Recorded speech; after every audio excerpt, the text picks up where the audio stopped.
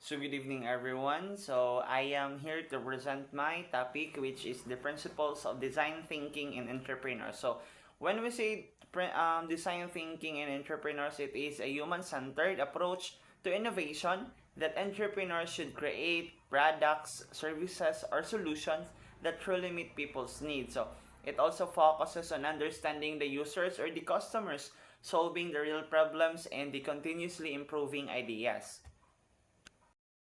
So in design thinking, no, there are principles of that. There are 5 principles on design thinking. So first is to empathize.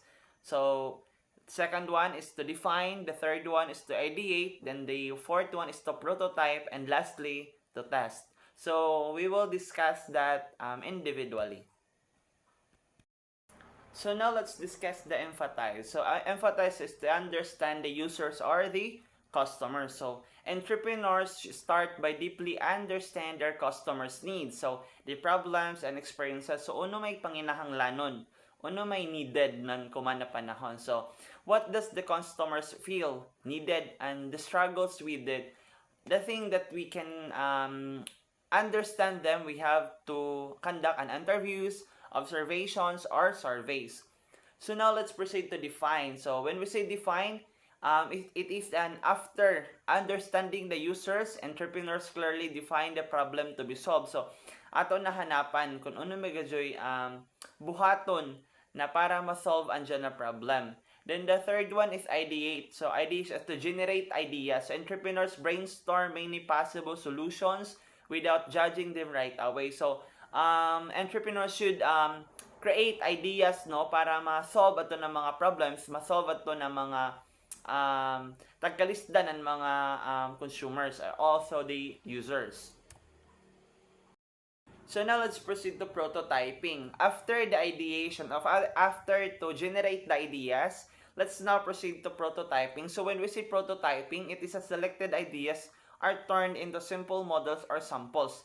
Could be sketches, mock-ups, sample products, or demonstration that can cost low cost and quick to make. So, dira sa prototyping i-realize natin ato idea ato tagaan siya into a product kon product para ato ang makita kung hain pan angay na mas i-improve.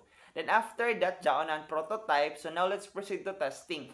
When we say testing, prototypes are tested with real users to gather feedback. So that's the point, that's the thing that we should conduct them into a testing para makita and makuha na to kung ano pa'y angay, buhaton, and what needs to improve on that our prototype. And yes.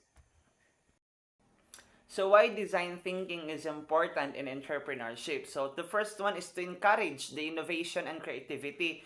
So they encourage nato and mga innovative ideas that turns into a creative product. Then the second one is to reduce business risk. Then third one is to save time and money, and also focuses on customer satisfaction and helps the entrepreneurs develop market-ready solutions. So that's the important thing that design thinking is important in entrepreneurship.